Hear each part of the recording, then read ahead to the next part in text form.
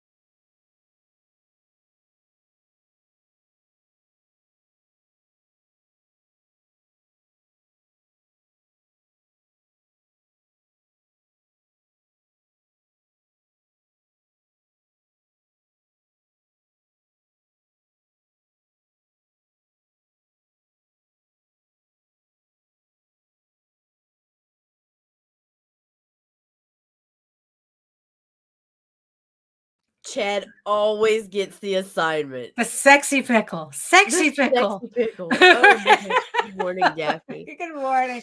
Oh, my goodness. Your head is all full of cotton. So how you doing, Nita?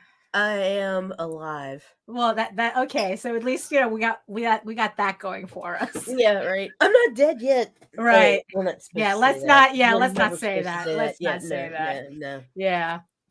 So good morning. I lost 15 pounds. Oh, that's nice. Yeah, it was all don't worry. Tits. I miss them. Well. Yeah, don't worry. You'll after you get better, you'll drink a glass. Back up. You'll drink a glass of water and I'll come back. Oh my goodness. Welcome everybody to this Monday morning. Oh, did we have a weekend? Yeah, it's like Jesus Christ. So who's joining us? We know Mike Jimmy. Oh my God. Oh, so we got Max DeVille. Hello, Max. Good morning. And Max has a crowdfunder Mary Machine Gun on Kickstarter. Oh, yes. I'll get the link and put it in the chat in a minute. Yes. Mike Jimmy, Jody. Hi. Oh my God! Like Nita and Daphne vacuum. No, we didn't. We just picked everything up. I vacuum. Although I have to vacuum. Metal Robot, Alison. Oh, and Chad Perkins himself. Hello, everybody. The sexy pickle himself, Chad Perkins. It's like, yeah, and we have Rodney. Is he starting his show today at 3? So there we go. We have Fyke-It Let's Draw starts today. Shots with Comics will be back on the After Dark channel. So please make sure you subscribe over there. Yeah. Oh, thank you, Mike. Yeah, it's crazy. Yeah. There's more stuff coming. It's a lot. It's right for my feeble brain to comprehend. Yeah, right. Yeah, right now it's like her Yeah, she's all you can hear the congestion from here. It's like hopefully it won't last too long, you know. But yeah, but welcome everybody. Like I said, to another Monday. I had a long weekend Yeah, myself. you Jesus did. Christ. But it's like, yes, and I see you, 7 people watching us from the big eye on the next to my on my StreamYard. You all the 7 people next to the giant eye on my StreamYard screen. Yes, and if you are watching us from Facebook, if you are watching us from Twitter, come on over to Facebook. I mean, no, come on over to YouTube, because Facebook has a tendency to act up. Twitter doesn't allow us to read your comments. So come on over to YouTube. Join the sexy people in the chat. And don't forget to subscribe and hit the notification bell so that you get notified whenever any of our shows go live. And like I said, I'm also a little out of it too because but before we get into that, introductions all around. Hello everybody, my name is Daphne Lage and I'm a cartoonist, illustrator, and comic book artist from New York. And you know what that means. You don't understand. I ain't scared of you motherfuckers.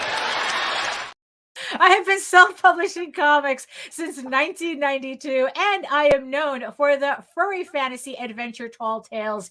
Now in pre-launch, officially on pre-launch on Kickstarter, Tall Tales the Peacekeepers, the 3-issue miniseries, now in its own trade paperback on Kickstarter. Pre-launch now, link in the show notes below. Now I haven't decided when exactly I'm going to launch it, but it will be soon. So make sure you hit the pre-launch link so that you get notified the second I go live with this campaign. And I am also known for my medieval fantasy soap opera drama, Eagle Raven, Heir of the First Unicorn, with issue 6 returning to Kickstarter late spring 2023. So keep an eye out for that as well. I still can't believe I am up to issue 6 already, but that's how it goes here, right? We're just a moving train. So you can read both my comics online at Tall Tales, TAILS online.com and eagleworks.com, where Eagle Raven is now being updated every day in its full color Kickstarter edition. So if you haven't heard of the book before and you want to check it out, head on over to eagleworks.com. You can read Eagle Raven for free or download a 16-page sampler of the first issue. And also you can check out all my videos on how I make all my comics and my artwork here on YouTube at my channel at Daphne Lage, Lage Art, which I just noticed we forgot to stream to, but that's okay. That's fine because we simultaneously stream through the Indie Comics Network right here. So either way, you're going to catch me. Either way, you're going to catch me. So, and to tell you more about the Indie Comics Network in her congested form is Nita. Oh my God. I'm a horrible friend. I'm sorry. My bad. Well, My no, name it's is okay. Nita It's Lanning, good. and I am like trying to stream shit and trying to function. And I'm the executive producer of the Indie Comics Network and Indie Comics Network After Dark. Yeah, so you can find, yeah, I know, poor thing. It's like, so hopefully, she'll get better soon, and then she'll be back to her old cranky self. Cranky. Oh my God, Daphne. No, it's like, Gosh. Nita, we all know Nita is a beautiful person. She just has not a lot of patience for a lot of things. Oh, I do not have a lot of patience. Oh my God. Metal Robot's got the crap too. Oh yeah. This is now day 6. Like Oh, no. Captain's log. Day 6. I've officially lost my sense of taste and smell this morning. Yes, it seems like yes, it is what you all think it is. Yes. Yay. Right, Yeah. Alison? Yeah, really. That's what keeps us going, though. Oh my goodness, yeah. So it's like, so Nita, I think I think you're gonna have to start pimping me out. Oh yeah, yeah, because it's like last night. Yeah, last night. it's like my cat decided to get involved in shenanigans, and I had to rush him to an emergency vet, and that shit is expensive. I got you. You know, so it's like, yeah. So I think it might be time for me to open up my portfolio to everybody. All right, people start contacting me for original art and cover work. Yes, exactly. So if you were so I got an expensive one-eyed cat to pay for. So if you are looking for covers or pinups, you know, for your book, something special to offer on your crowdfunders, contact Nita at indiecomicsnetwork.com and she'll hook you up. And she'll make me work for the money. You know, because yeah, it seems like you know, like I said, I had a very long day yesterday. You know, it was one of those things where it's like, had I have waited for this morning, I would be less one cat. So we don't want to do that. Yeah, well, you know, hey, that's not exactly what we're talking about, unfortunately. It's well, they so you now know. Talk to Nita. Good morning, Grant. And just so everybody knows, look, it's like I don't think I have to tell you that not safe for work is not a problem. Yeah. So no matter what you're looking for, challenge me. You know, it's like, or don't challenge me. Those are just as fun. No, I'm the pimp. You Yeah. come to me if you want the work. Yeah, exactly. You have to go through Nita because she's organize it for me, and then we can we'll sort things out on the back end. But yes, no, unfortunately, we are actually talking about a one-eyed cat, an actual one-eyed cat who decided to have a bladder infection. Wow. You know, so, well, it's like a bladder blockage almost. And yeah, so he had to stay overnight at an emergency hospital to get flushed out. And yeah, so now I have to earn. Good morning, George. Good morning, George. Good morning. Yes. So, and that reminds me too. So, for those of you also who don't who don't know as well, so Sam Vera has launched. There's an alien in my toilet. I think it's issue 4. So that's also on Kickstarter right now. It's like he has funded already. So now it's all gravy from here. But you know what? It's like the more gravy, the better. So you know, do we have we'll have a link in yeah, I'll get it in the show notes. But you can also, you know, you can find there's an alien in my toilet on Kickstarter. You know, with a name like that, you can't miss it. Mike Jimmy can get it because I can't even type. Right. Oh, okay. There you go. So yeah. So Mike Jimmy put it in the chat. Yeah. There you go. Sir. Yes. Exactly. You know, all our official wrenches. Yeah. You know. But yeah, it's like yeah. So 2023 out to a odd start. Right. Although better than last year. Better. Well, that's true. Better than last year. Fucked up. Right. Yeah. Exactly. Like I said, I'm back in my chair. For those of you who don't know, I had been spending the last 3 weeks with a back/leg injury. That's pretty much kept me from doing much. But I'm now at a point where I can sit back in my chair and I can actually work. I am, and I've never been so happy. Oh, I wish. You got to remember, I'm from New York. It's a little different. So Joe. you know, so yeah, so I write. So yesterday proved that my leg was not exactly at 100%, but close enough, and I have been actually working for the past 2 days in earnest. I have been really getting through my inking. I'm getting through the stuff on my to-do list before I dovetail into my actual schedule for 2023. Which, is, it looks hairy, but it's not that bad because everything on my list is in some level of production. So it's not like I have to completely start anything from scratch, except maybe the layouts, but they're just layouts. So I'm not really too concerned about that. But yeah, it was just really funny how you would think that maybe kind of taking the time off would have been, oh, okay, I get to lie down, I get to sleep more, it's like whatnot. But no, I was really upset at not being able to work the way I wanted to. And it kind of had me freaked out for a little bit. Yeah, because like this shit is like, it was very deja vu at first. I'm not even gonna lie. Yeah. Because it's like, because the whole thing with Meredith is that it all started with a back sprain. Although that spread down her leg into her shoulder. Right. And here's the thing too, that so we were, kind of like having a little deja vu, but here's the thing, it's like there probably was never a back sprain. No. It's like that probably was something that she was using to cover up. She did. She used something else, but it didn't mean that we didn't get paranoid when the parallels were pointed out. Right.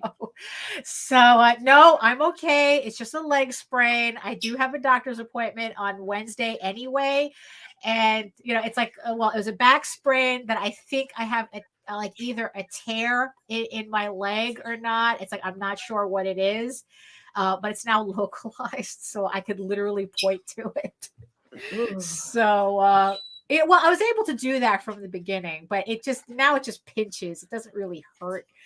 But yeah, it's like being able to work was just something that, like, I was able like to finally relax when I realized that I could do that. As strange as that sounds, like that. No, I do not want a robot leg. No matter how cool it is. Right, exactly. No, I'm okay with it. No, because the maintenance, I don't have time for the maintenance. I could barely maintain the computer equipment I have in my house.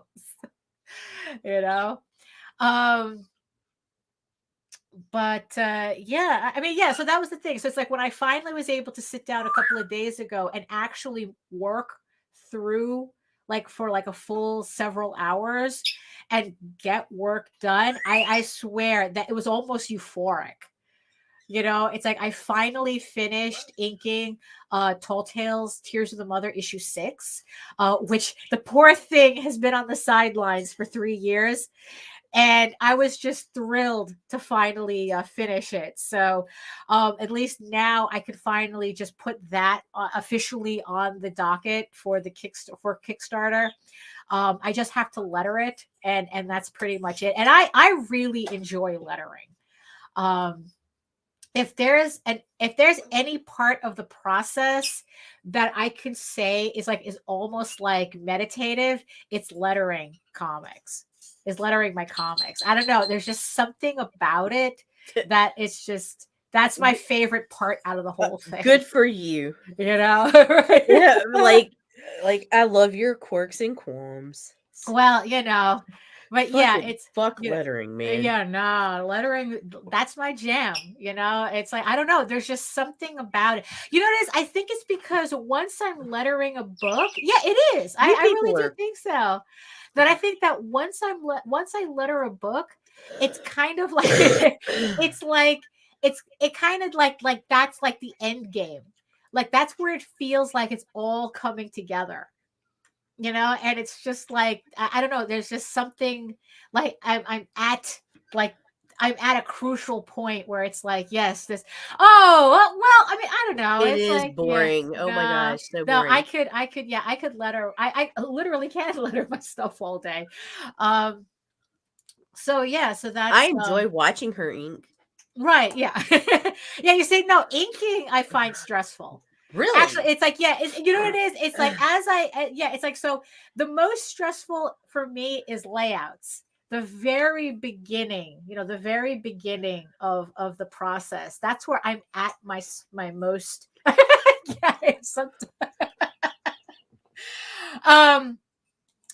where I'm at my most stress, because that's the very beginning of the project, and it's like that's where everything just feels daunting. and just trying to like, take the script and breaking the script down. And then like, I was like, okay, how many pages do I need? How am I going to do this scene? Is it going to end where I want to? And it's like, yeah. And of course, as you can see, if Nita disappears behind her icon, we all know why. So don't, it's like, I had it under control. Right, I had yeah. enough medicine in me that I wasn't coughing, and now Right. I've got that fucking trickle and it won't go away. Right. Oh, yeah, that's the worst. So then it's like, as I continue through the process, it gets less stressful until I get to lettering. And then lettering is where it's like all that pressure is off of me. It's like, because every other point, it's just less stressful. Not that it's, it's like, it's the build up to the lettering. Yeah. And when you're done with the lettering, it's orgasmic, right? Oh, practically, because like I said, that's Jesus when Christ, everything Daphne, you're supposed to be together. like, no, Nita. No, well. Well, then. It's like finishing. Look, there's nothing like, I'm not a process person. That's the thing. It's like, I actually dislike the process. But I have to do it because that's how you get something done. You have to, you have to, you have to. You know what? I want to say that that's the wrong analogy, but you know what? I'm go with it. Just go with it. I'm just going with it because it's like, you know what? It's like it's like the process really, really grinds me. And it's like, my slowest part is the layouts, because that's where I have to do the most thinking.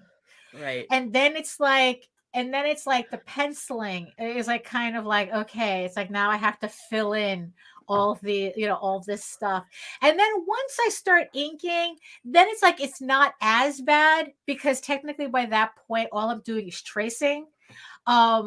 But still though, it's just like, I just want this to be done, because technically with each step, I'm doing the same book like 4 or 5 times. I mean, it's like you have you have what? You have the layouts, you have the pencils, right? And then you have the inking, which technically is 3 layers of inking for me. So it's 1, 2, 3, 4, 5, 6, I'm seeing the same pages, over and over and over again. And it's just like, it's like, when is this going to finish? I mean, it's like right now on my table, I have a short story that I'm almost done with. It's just 8 pages, and I'm just like inking the last 5 pages.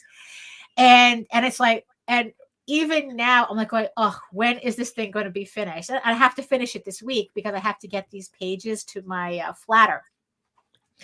So, and I don't, and it's like this, everything on my list, I've decided right now that it's like, I cannot take more than a week to complete. So, so I have to finish these pages by Saturday at the latest, get them to the flatters by Saturday. And then, and then it's like, and then I have to do the layouts. Yes, no, really, it's like, I'm going like on Mondo Kari. What's her name? Mondo, whatever, the chick. No, it's like, the lady who does the organization, the Japanese. If I did that, I'd be throwing away this whole office right method. Now. This does not bring me joy. Well, see, that's the thing. So it's like the actual process does not bring me joy until it all comes together at the lettering stage. Because then it's like, it's just strictly just me concentrating on the story.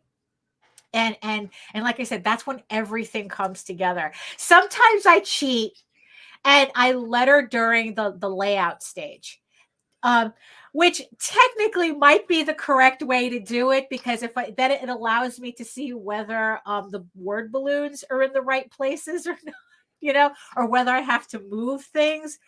So sometimes I do that. I just, I letter during the layouts. But like I said, that might actually be the right way to do it. I was watching a video by White Manga. He was, and that's the thing. I finally picked up his Apple Black book. I got it yesterday. So this is something else on the read pile that I have to get to. So I was watching him. Yeah. So I mean, it's like, you see, and that's the funny thing, because like I feel like I've only heard of this book like maybe like a couple of months ago when I first came across white manga, but there's something about the book that makes me feel like I know this book. Like I've seen it a lot earlier, and it's just like went over my head. Oh, it just hit my ears there. Just went over my head, and it's like I didn't realize what I was looking at until now.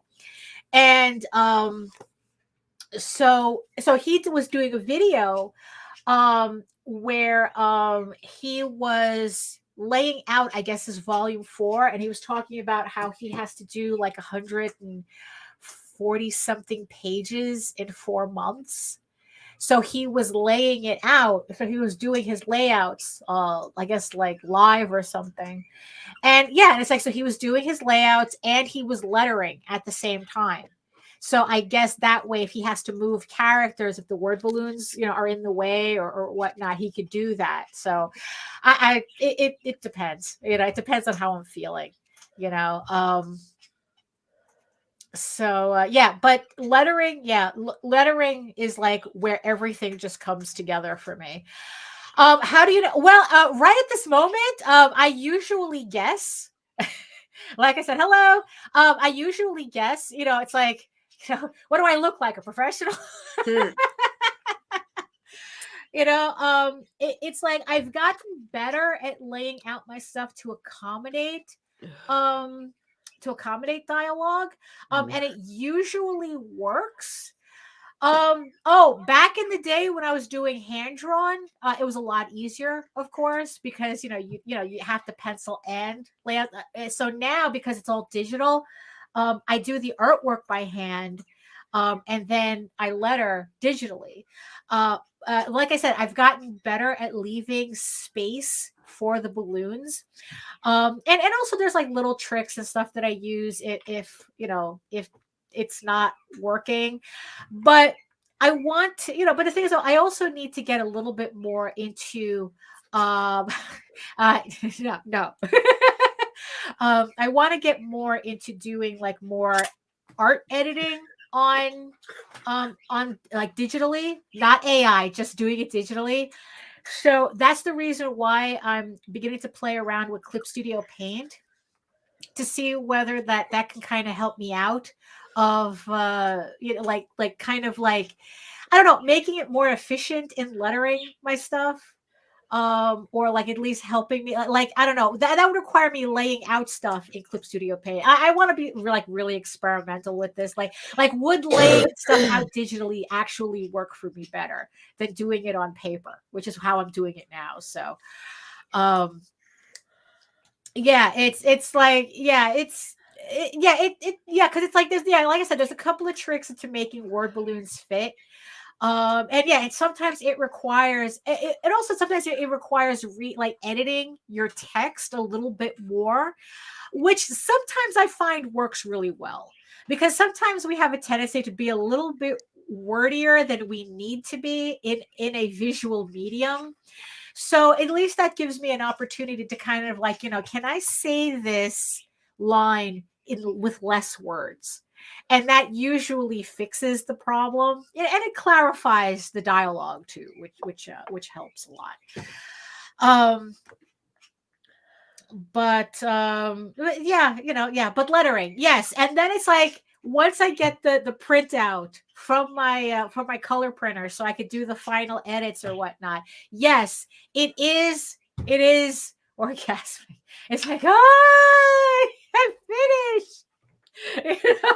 God, I hope it'd be sexier than that. No, it's not. Absolutely not. It's comics, Nita. There's absolutely nothing sexy about making comics.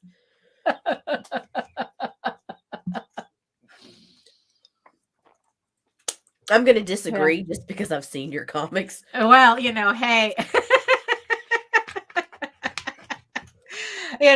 But definitely I'm not going to give you a I'll have what she's having moment. No, absolutely not. That's, it's like, that's more for a house above, and that's not happening there either. But but once that book is done, that's the part that I enjoy. That's what I do all that work for to get to, is to have that finished sample in my hand, and then knowing that all I have to do is set it up and then get it proofed, and then that's it. It's like that's what the work is for. And now that I'm back in my chair, I can now be back in that zone that I was missing so much. So we do have a guest. We have a special guest today. So we're just hitting the half hour. So we're gonna throw some bumps, and when we come back, we'll be with Steve Mannion. So after these messages, we'll be right back.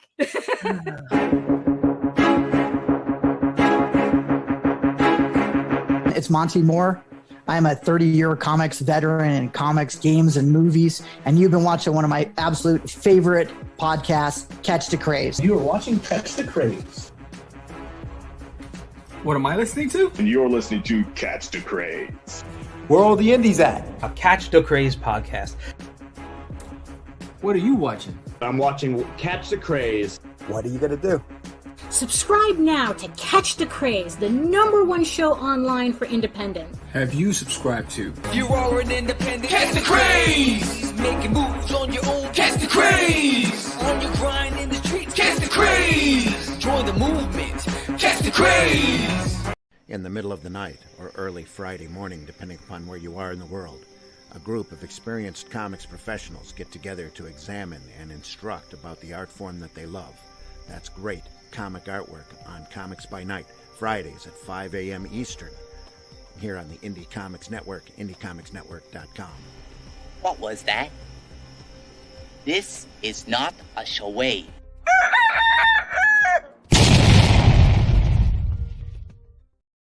We work with the most mature men in the universe. Absolutely. I mean, we really can't say anything after the conversation we just had, so I don't know. Hello, welcome. Hello. Good morning. Thanks for having me. How are you guys doing today? All right? Good. We are. So it's like, yes. So obviously a lot of people in the chat know you already, but tell the peoples worldwide who you are and introduce yourself. Steve Mannion, comic books. I do comic books, art, and I write them. And I popped in a little bit. I letter them. And I heard Daphne, and I agree. I was just doing some lettering before I jumped on and been at it a while. And I'm passionate about it. I can't seem to help myself. I try to quit. And then That's true. I start drawing another one. Yeah, exactly. Yeah, it just sucks you back in. I don't know. You think like, screw it, I'm not going to never do this again, and then you're like, oh, I have to do another one. Got to do another one. I don't know what it is. Yeah, exactly. So, what got you into this craziness that is comics? That's independent comics, especially. I think at the end of high school, I was coming up like, I got to do something with my life, you know? Oh, no. And I had, I was always good with art. Like in the 6th grade, I was on the Tiger Talk newspaper staff. With Mr. Evans. And I would draw all the pictures of the sports games and stuff like that. And I met deadlines. He's like, I like you, Steve. You meet deadline. You're never late. There you go. You're a nice guy. Even at sort of a professional at a young age, I was into it, and it was obvious a talent that I had. And a Joe Kubert school sent a flyer to our graphics department. Oh.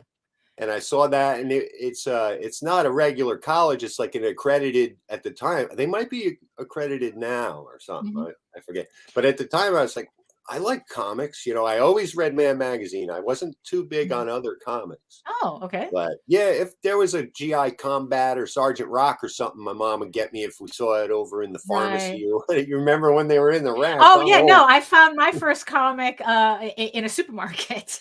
Yes. Yeah. Mine was by watching MTV Oddities, this when I discovered the Max, and it was like, oh, this is a comic? Oh, well, then I need to find this.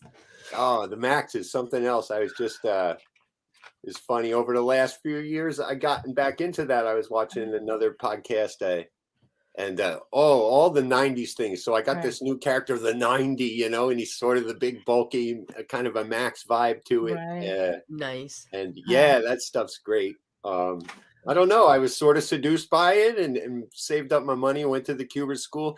I got out and just milled around. I don't think I had like the umph to like get into it full. I had a couple of disappointing things and I just took a job at a gallery and then I was like digging ditches and stuff like that. And that was good too, you know, but around 27, it happened again. My whole career is like, oh my God, what am I going to do now? Wow. But at least you kept your trajectory kind of, art related though, by working in a gallery. So at least that kind of kept you on that path. Yeah, a little bit. It was wild. And, but I got the idea to go. And I remember Joe Kubert said, here's another one. Work on your lettering. You'll get your foot in the door working on your lettering. And I had samples. I started to draw again, real fired up to do something with this. I spent all the money at the Kubert school, and here I am, landscape construction. You know, hey, look, it's comics. Shape. I was in the shape of my life. Anyway, I went back to the Kubert school. There were openings up in DC Comics for production artists. So, and I got the job. So I ended up in there meeting everybody. And right at the same time, I was sending around samples and stuff like that. And I sent some to Fantagraphics and they said, this is, you know, okay, but Eros can use you. Do you remember Eros? Oh, yeah, really? Line. Yeah. So when I got the job at DC, I also got my first go ahead with a full book over at Eros Comics. It started out in the lower area of the thing there. Is this? Oh, yeah, because I got yeah. So it's like, definitely. It's like I had to rebuy these, but it's like, Eros Comics. I think they did like manga too. I think that they were, but I'm not sure. But so you were working there, so sure. Yeah, I got the book. It was a conflict of interest, but I don't know. It taught me how to like get 22 pages in a row together. You know, I had never quite ever done that. So I had to come up with this character. That was fun. And day job at DC and running home to do that. And it went and just slowly you get to know it's something about having your foot in the door. I started to get little jobs on the side or outside smoking cigarettes. I remember I'd be getting jobs in New York. It's either you're outside smoking or you're in a bar drinking, and that's where all the jobs are. That's where all the jobs are. So I was down there and and I finally left DC and went on my own. I did good right out the gate. I got like a Captain America Sentinel of Liberty over at Marvel and a Batman job. And you know, it's like you were like you were getting like those top shelf characters already. But it was short lived. Right. Marvel sent me a big stack of paper like that, and I said, "Oh wow! Holy cow! They want me. They look at all this paper they want me to fill up." And then I went, and then they didn't call back. No. Yeah, that editor actually is the one who went to DC a little while. That's a half truth, and he had given me something, and that was at DC when he got up there. He's a Bat editor. Right. And the book was late and they came to me and said, can you do this Detective Comics 753? And that was really fun. That was a great job. I've lost it for Batman. I don't know what it is. I don't care about him anymore. Well, is it because, you know, it's like, you know how the sausage is made, kind of like, it's like you're like, you know, it's kind of like, you know, like people go, oh, I would love, you know, like the fantasy is to actually draw these characters for Marvel and DC. But then once they're in, it's like, oh, this is an actual job. Yeah, I know. I had a lot of fun with it. It was like the pages were just coming out. It was Two-Face draws a comic book and he's crazy. So I draw, and I got a crazy style. So I said, can I go all the way? He said, yeah, make it as crazy as possible. So I had little Batmen all running around like midget ones. And it was really fun. And I was like, all comics should be like this. This is great. And the reviews were like, nobody liked it. People pearls before swine. I'm sure somebody liked it. I'm sure. I'm sure. I mean, it's like, yeah, it's kind of like funny how it's like, you see a lot of people saying how they want to see something different, and when they do, they go, "Oh no, not like that." Yeah, right. Yeah, I've noticed that. Yeah. So that happened, and I got out. I worked for, and then comics just stopped. I was getting this Pearson education print. Remember back when they used to make the kids buy those big books, the college kids. Oh yeah, yeah. And there's a lot of art they needed for that. And I just bumped into some people, and it was really lucrative. But boy, there wasn't too much fun in it, Well, no, because that was the actual job. It's that was yeah. That was when I got that feeling, and I remember just not being able to do it. And I was making good money, and I just didn't even want to go to the drawing board. And what a crime that is! Really. And since then, I've always decided to take a weekend, have some fun. When I'm starting to just draw something fun and keep the fire burning. Right. Well, but that's interesting to hear, because it's like, we know that a lot of people, they have to take, like the day job, in order to support their comic book habit. Yeah. And it's like, and a lot of people find it frustrating because they think that they should be doing comics all the time. And it's like, look, you kind of have to do what you can. And here you are with your day job, but it's like, okay, I'm going to find the time to do comics on the weekend, Absolutely. Yeah, it's like that's so you said that your I guess your entry point into this type of work was Mad Magazine. Yes. And it was like, and I guess like, but it was predominantly Mad Magazine with the ancillary like military comics on the side. Yeah. Kind of. Right. So what was it with Mad that stood out as opposed to those military comics? You know what I think it was? I think it was the good art.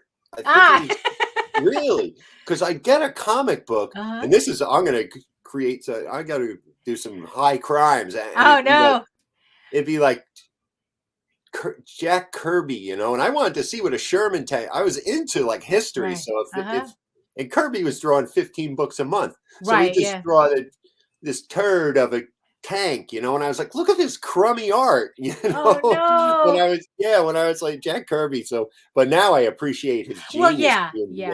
Exactly. But at the time, and Mad Magazine always had good art. They had the best artists and stuff. And they had that book inside. I remember they had the super special with the one from the 50s with the Wally Wood in it. And that really made me nuts. I was like, wow, look at this stuff. And it said, don't tear it out. It'll. And they brought us Spy versus Spy. Right, yeah. Like, I still have a heart for Spy versus Spy. Oh, yeah. Spy versus Spy. Yeah, but Wally Wood, but Wally Wood was like, like to this day, I still refer to Wally Wood when I'm doing my work. Like it's just, you can't go wrong with Wally Wood. That's right. You seem to give if I'm wondering how to ink something, I look at some Wally Wood story. Water, wood. He gave everything his weight and substance, and just had a great sense of humor to his Mad Mag, and that really got me thinking in those directions, especially getting back when I got serious about it again, about 27, 28, when I got that DC job. I was really a Wally Wood duplicate, that's all I wanted to do. Now it's sort of, I like Mobius, I like everything. I like some manga I've seen, and all sorts of stuff can influence me now. But. Right, yeah. I mean, is there anything like particular now that is influencing you as we speak? I would think I did something with Mike Mignola where we did a crossover with my character Fearless Dawn, and I was always a fan of his work. I bookmark a lot of artists I like or go there for inspiration, and just some of them I look at and I don't know if you get this and you just want to go draw, Yeah. It's like I'm always looking at it. It's between him and Arthur Adams for me. I'm always looking at their stuff on Instagram, and it's like, oh my God. But both of those guys, they actually flew me out to we were in Lake Como, Italy, and I hung out, and Arthur Adams' daughter and my daughter. They were friends, and then Mike Mignola came over and he goes, "I want to work with you." I was like, "Oh my God!" Wow. I mean, how did that feel to have Mike Mignola to come up to you, go, "I want to work with you"? Oh, I tell you, I was like, I was a little dumbstruck, and then I was crying, I think. And then I was scared to talk to him. I wish I had gone and sat with him a little more, because he was awesome, you know. He was really funny. And Arthur is great too. But he sent me a big stack of Hellboy graphic novels, and I looked and I was like, wow, this is really brilliant. The coloring and his pacing and how the pacing especially. I think that his comedic timing is brilliant.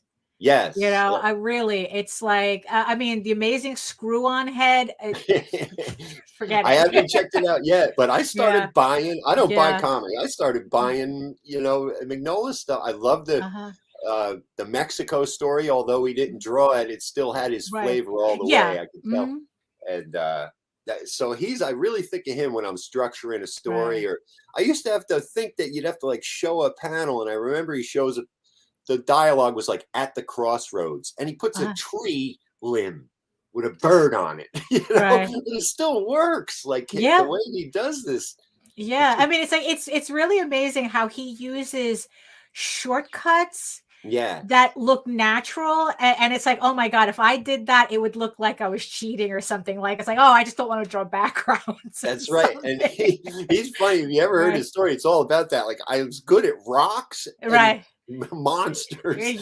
So he went and did what he loved, and I follow all these type of things that I hear, and I've always done that. And my Fearless Dawn is just a book I wanted to see. You know what I mean? Well, so tell us more about Fearless Dawn. So how did you get from like, okay, you're doing all this work for Marvel and DC, and it's like, okay, I want to do something on my own.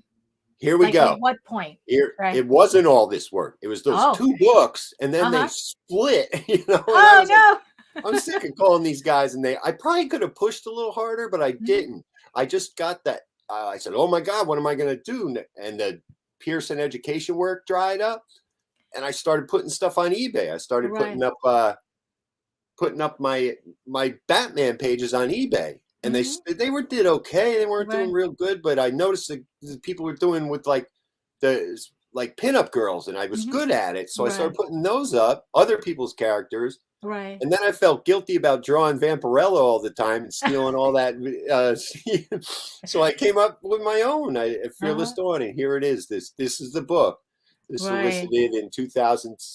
No, I put it out myself in 2005. And it took me a year to sell 100 of them. It was real hard. But I was from eBay and the original art sales. I started to get invited to shows. A guy said, "Hey, come down the hill." Hawthorne High School had a show, and then that guy booked in New York, and he said, "Hey, coming to New York, I'll get you in the door there." And I got there, and then the guy from California came. "Hey, I'll fly you to California." I began to sell a lot of this art, and then Lake Como and Mike Mignola, like all sort of from eBay, you know, me being like, "Oh my God." So it's just like the angle just happened. So I guess it's something that just you kind of accidentally fell into it, I guess. I would say, yeah. I sort of followed the lead. I know when I saw the pinup girl, I was like, these sell better than my poor Batman pages were going for like $35. I wish I had them now, because I saw one on the Heritage auction just did $300. Oh, there you go. Yeah, you're like, you do what you got to do, you know. That's true. That's true. Yeah. And we got a nice little humble life here, and we got a car, and my daughter's well fed. You know what? Yeah, exactly. It's like this is exactly the life of Maseratis and mansions, right? No, that's too much though. But lately, I don't know what it is. I'm real fired up about the bomb getting back out like this. And I think I got 5 comics. I drew like one. I started on New Year's Eve, and I got it turned into 2 issues. Like by the end. So it just took a life of its own. It did, and I do get to do this full time, which is it's a miracle, man. I mean, it's like so. In the end, it's like it built up to that. So yes. So now you do this full time. Oh yeah. You're kind of like living the dream now, as everyone wants. It's like Absolutely, want to be able. So Fearless Dawn. So now you don't have a campaign, but it is in previews. So Yes. I guess everybody can go to their local. Now, is it like self-published through previews, or are you going through a publisher? I'm going through a publisher, Asylum Press. At first, I had self-published it, though. Totally run print on demand in the box. And then you mentioned that we even did Kickstarters for quite a few. And Frank would put them through the shops for us over at Asylum Press. Love Frank. So that was nice to like get the campaign and then actually put it out, a version with his logo into the stores for somebody who wouldn't want to. But we did well with Kickstarter, too. My daughter was coming again. I'm like, what are we going to do, honey? She goes, I don't know. I said, I'm going to try this Kickstarter, and it was what a thing for us artists. Right. Yeah. Oh, absolutely. Yeah. Get it out there a little bit. And what were we going to say? I'm sorry. Oh, no. It's like, so do you notice, do you think that there's like kind of like, do you think like, well, as you were saying, like Kickstarter makes this easy for you, but actually, going through a publisher also has a certain type of making it easy for you too. Yeah. So it's like, do you prefer one to the other, or is it something that works in conjunction?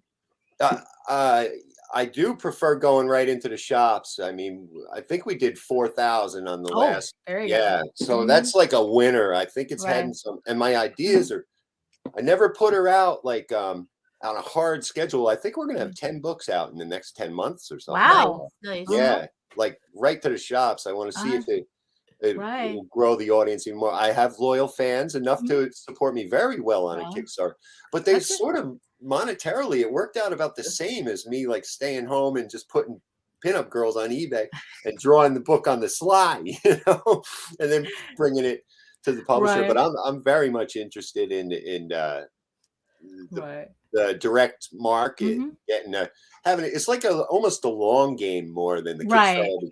And then you got a month you're sitting around with me and my wife boxing these things up. Oh, well, that's true. I'm doing that right now with my own book. Yeah. It's so production's out the window for that. Yeah, exactly. I get to the files and then get them to Frank. And then hang out with guys like you. And promote the darn thing. Like us. So thank you. All right. Well, thank you, sir. So Fearless Dawn. So I do see kind of I do see the Mad Magazine influence in the style. Oh yeah. But it really reminds me of like old school heavy metal. Oh, so really? It's like that's what really reminds me. I mean, obviously, so did heavy metal influence at all, or is that kind of like, oh, I didn't mean that? A little bit, but as Asylum Press, Frank Forte, he's the specialty editor on the Halloweens, and I got to draw for heavy metal a few years ago. Yeah, we got 4 stories maybe. Oh, that's interesting. Because like I said, the stylistically, it really has that old school heavy metal vibe for me. Yeah. And so what is Fearless Dawn? Is it an anthology? Is it like what is it? She ended up like a bikini girl on a machine gun, but she's basically like this gal who's she's kind of misdirected. She gets one of these I remember that ad about getting sand kicked in your face. Oh, yeah, exactly. Yeah.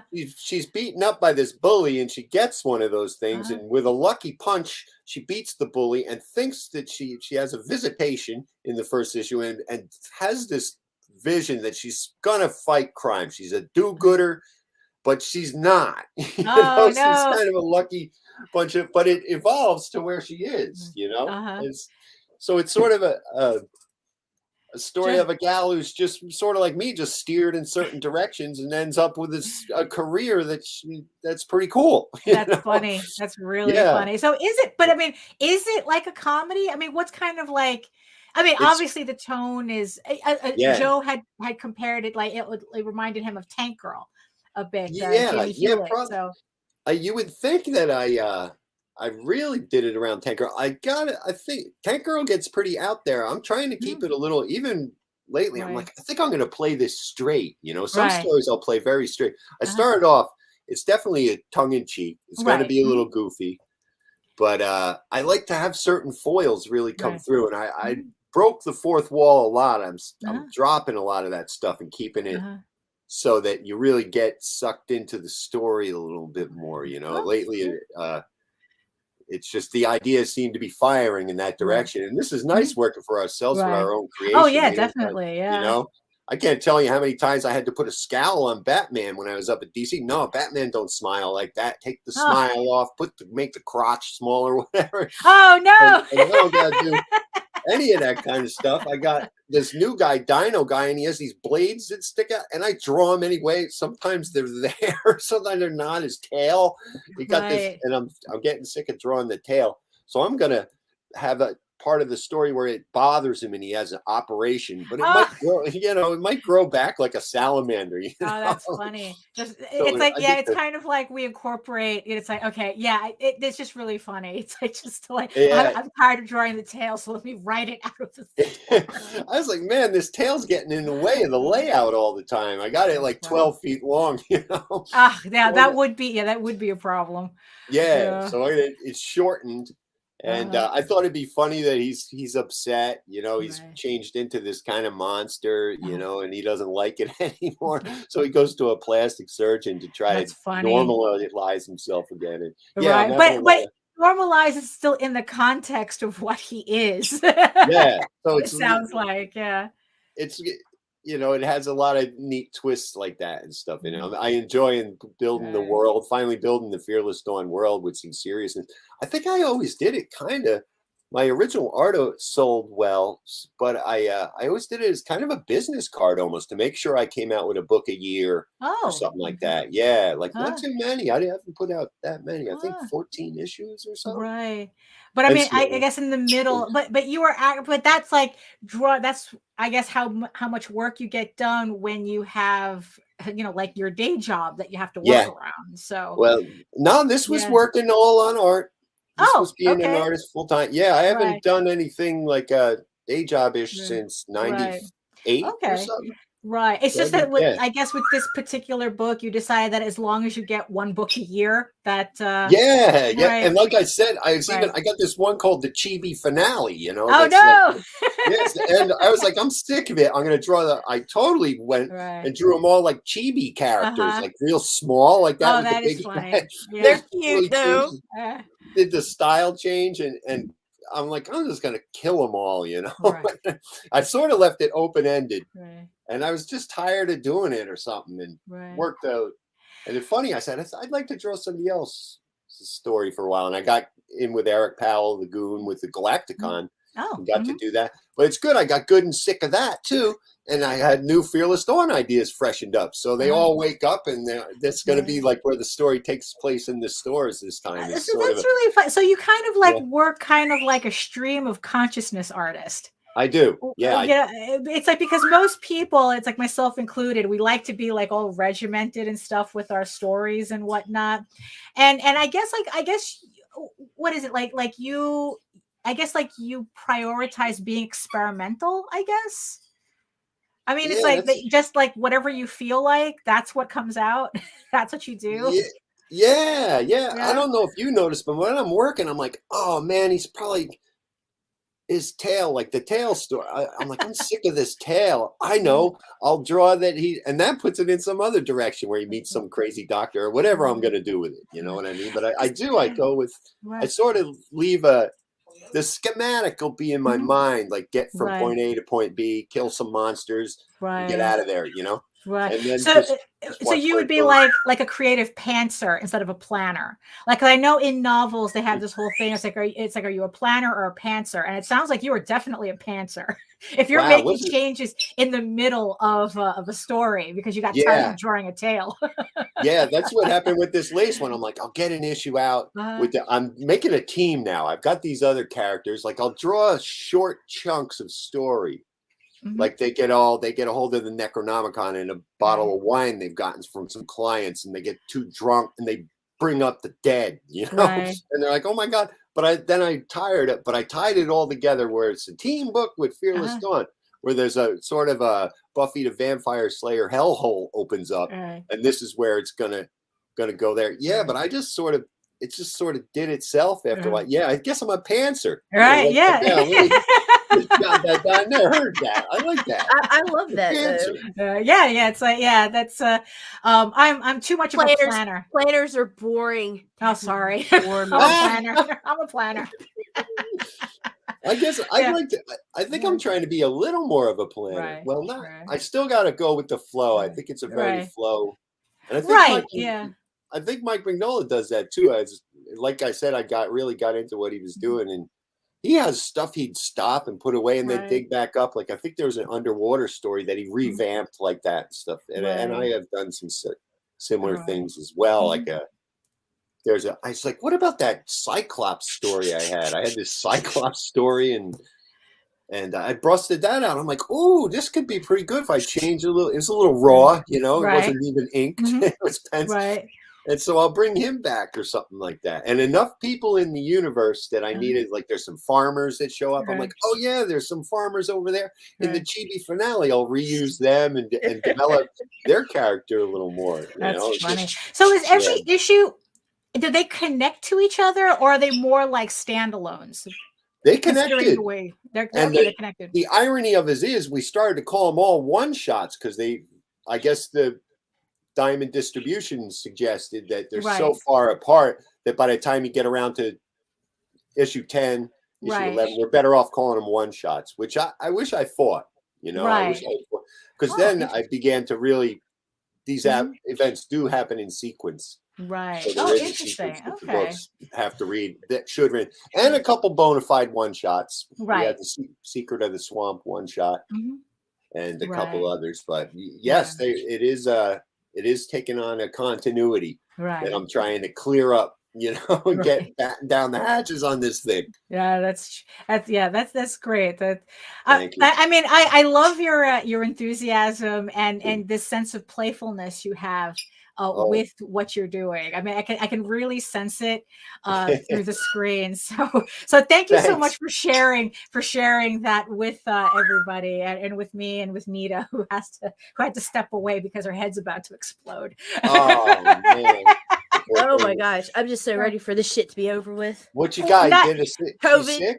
Yeah, she got the coronas. COVID. Oh, coronas. Yeah. Oh my goodness. Yeah. But you're making what? I'm sorry. Oh no, go ahead. I said you're making it though. Yeah. Okay. Okay, good. Yeah, exactly. Yeah, I know. Really, it'd just be nice if I could just do it without the fucking boogers in the car. Yeah, exactly. Oh man. I had myself in check before we went live. I'd taken enough medicine, and then all of a sudden I started getting that trickle, and it was like, oh yeah. So here we are at the top of the hour. So I'd like to thank everybody in the chat for I guess like just commenting and doing what it is that you do in the chat, because it's like you are the sexiest chat on the internet.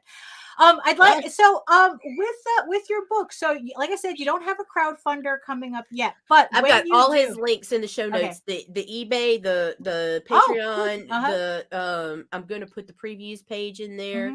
Awesome. So everybody can go. Chat. Yeah, so everybody also can go to their local comic book shop. They can order the latest issue in previews right now. Again, like Nita said, everything is in the chat. And look, it's like the next time you decide to have a campaign or another issue come out, you are more than welcome to come back on the show. Sure. Just talk to Nita, and we will definitely, jam you into the schedule. That sounds fantastic, you guys. I really enjoyed it. I enjoyed sharing it. Because like I said, it's like, your enthusiasm is definitely more contagious than her COVID. Is there anywhere they can follow you on social media? Right. Pardon? Do you have, is there anywhere people can follow you on social media? Like if they just wanted to tune in? I got it. Instagram's usually the best one that you can get. I think you Google me. I'm Googleable. There you go. Then. Google that up. Actually, yes, I did Google your name, and you pop right up. Really, you're top of the search. There is nobody else named you. That's right. So he's very easily Googleable as well. So thank you. So thank you for spending this half hour with us. Thank you for everybody in the chat. Thank you to the 12 people next to the giant eyeball on my screen. I see you, and thank you for spending the entire hour with us as well.